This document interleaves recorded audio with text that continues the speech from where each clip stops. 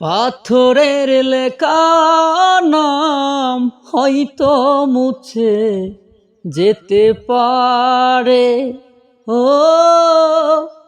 পাথরের লেখা নাম হয়তো মুছে যেতে পারে। ও মুছবে না কোনো দিন হৃদয়ের লেখা নাম। ভালোবাসি আমি তোমায় হো, পাথরের লেখা নাম হয়তো মুছে যেতে পারে। ও